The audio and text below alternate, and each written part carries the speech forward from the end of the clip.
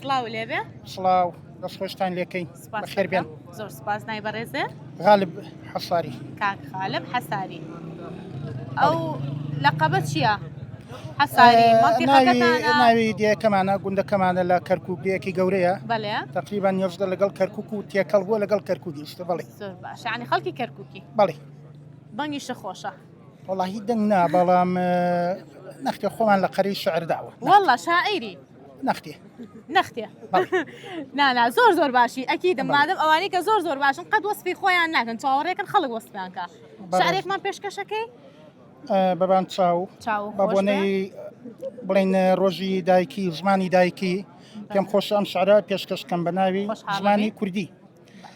زمانی دایکی خۆم هەرگیز ناگۆڕم، بزاراوەی کوردین زازا و سۆرانی، چلوور و کەڵهوور یا هەورامانی، چبادینی بێ کرمانجی سەرو، پاراستنی زمان ئامانجی هەموو، بە کوردی پارا و یەکتر بدوێنین، کوردی بنووسین کوردی بخوێنین، کوردانە بدوێ گەل گەورە و وردی، شیرین و پیرۆزە زمانی کوردی، فەرهەنگ پارێز بین وەک پاراستنی خاک، کەلتور ڕەسەن وەک بەرگ و پۆشاک، کەلتوری ڕەسەن وەک بەرگ و پۆشاک، زمانی کوردی پێناسەمانە، ژینگەی نیشتیمان هەناسەمانە، بەهۆی کوردبوونمان زۆرماندی زیلەت، گشت پارێزەر بین بۆ شکۆی میلەت، زمانی کوردی هێمای بوونمانە، ئاتەشگەی نەورۆز ئاسۆی ڕوونمانە، وشە و زاراوەی کوردی ڕەوانە، زمانی کوردی مۆرکی هەمووانە،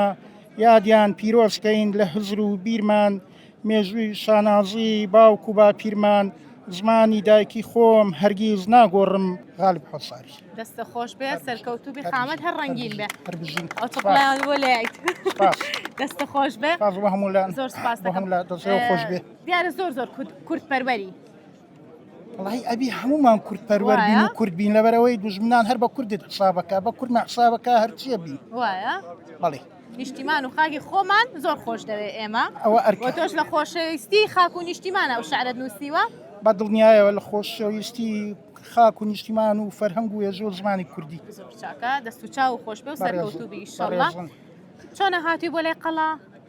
وەڵڵاهی هەر بە بۆنەی ئەو جەو خۆش ئەو کەش ئارامەی هەیە ڕەمەزانان شەوەکەی یعنی ئەوە بێت بۆ لای قەڵا پیاسی هەر بۆ خۆم دێم لە دەرەوەی ڕەمەز. وەڵڵا ئەیدایکی منداڵان وەڵڵاهی پێشمود نەهات ئیتر بەتەنیا بێتاقەت بوو ئیتر تەنیا مامۆ قەیناکە موشکیلە نییە جارجار پیاسی تەنیاییش خۆشە. وایە؟ سپاس دەکەم. لەگەڵ خۆشی لە ئێوە شەکەم فەرموو. لەگەڵ پرسیار وەڵامە چۆنی؟ وەڵڵاهی تا ڕادەیە ئیتر فەرموو. باشە پرسیارێک لە یەکەم ئەوە چییە؟ قسە ئەکا دەمی نییە، شاران ئەگەڕێ قاچی نییە. وڵی ببوورە کەمی ئاسانکاری ئەگە هەور نەبێ شتیکە نییەوە لەو دەڵێ هەور قسە ناکە بەس هەور گرمەی دێ هەور گرمەی دێ بەڵام ئەوە نییە قسە بکە و